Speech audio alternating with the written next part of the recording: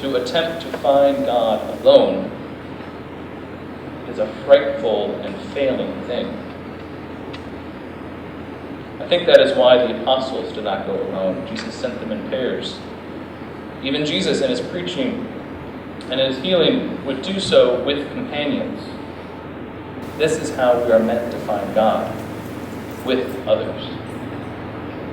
It is one of the reasons why I joined the Jesuits. It's one of the main reasons why I love this community here at Jesuit High, the sense of being together on mission.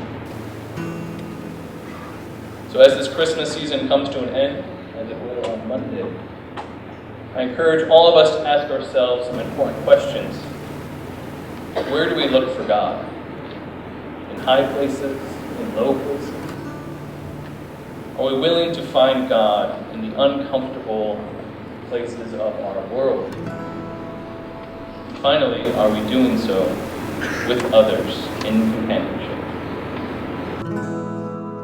Can science and religion not only live with each other, but support each other?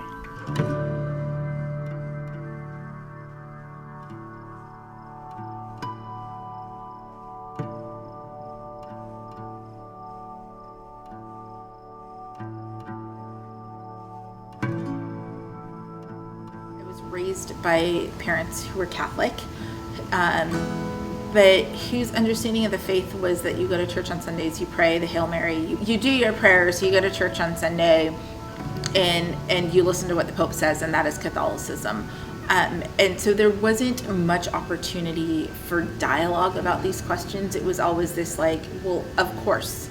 But I also went to a public school, and as you know, in public schools there is no room, not even little room, there's no room for this type of conversation. Well, I grew up with a mom who was really interested in science. She always loved like astronomy, and she got me really interested in all those things. And so never felt like it was, and we also worshipped and so forth. It never felt like a conflict. Though I remember going through a phase, like late in high school, where it was sort of a fundamentalist phase I went through where I thought, that the sciences were trying to disprove God and so forth. That was just something I had to kind of work through.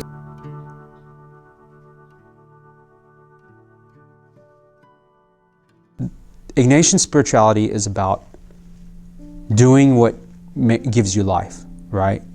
Pursuing those things that help glorify God, and through that process, you do things that make you feel alive. Part of that is the discovery of things. So discovery of things includes science. There's a lot of examples of scientists, astronomers, biologists, chemists. Throughout the history of the Jesuits, science has always been a part of it. And so it continues to this day.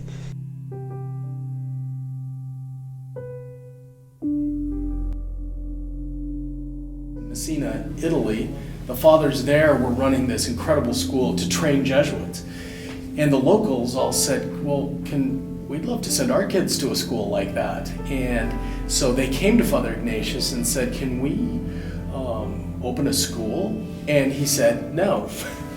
Finally, what they did, though, is they said to him, well, think about it, Father Ignatius, you're always telling us that God is in everything. And if we had a school, we'd be able to show how God's in everything. That's what convinced Father Ignatius that he was onto something, and he said yes. So they opened this school in Messina, and we've been teaching science ever since, because our belief is God is in it. Otherwise we wouldn't teach it. That's why we do absolutely everything that we do here. But we always had science because it deep belief that's a close observation of God and his work. The Catholic Church left that openness to the idea that it didn't have everything figured out. In fact, it says we have over science, we have no word or no say. You know, we're on faith and morals. It's different. It's kind of an authority on that. But in terms of the scientific world, they admit that we don't know everything. Thomas Aquinas learned from probably the scientist of his age, Albert the Great, Albertus Magnus. It never occurred to them that they were studying anything except for God's wonder. So, and of course they learned it from Aristotle, and he wasn't Christian, but he was also a believer in God and thought that all these amazing things, in science were all proofs of God's existence. So.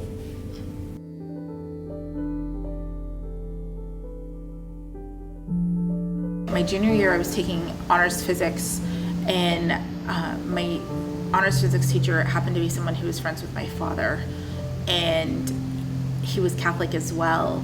And he asked me something. I don't remember how the conversation came up, but we ended up speaking about religion and science. And at that time, for me, I didn't understand how to reconcile them. And he photocopied me. It was an editorial from the LA Times by Sister Noelle Riley. I'll never forget this woman's name. And she was a chemist who was also a Catholic sister. And in this editorial, she was writing about how the two are not opposed. And that's really kind of what set me on this path, because she, through my physics teacher and that editorial, that was the first time that I saw that I didn't have to make a choice between the two, that they really were compatible.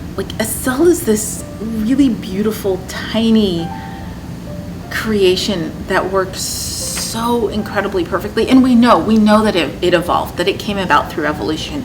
I mean, this is not denying evolution at all, but God's hand is in evolution. It absolutely has to be for a cell, a pre-eukaryotic cell, to engulf a bacteria and have them form this symbiotic theory that eventually gives us our mitochondria and allows us to make ATP and generate energy with such efficiency that we can become multicellular beings. I mean, how does that happen just randomly? It can't.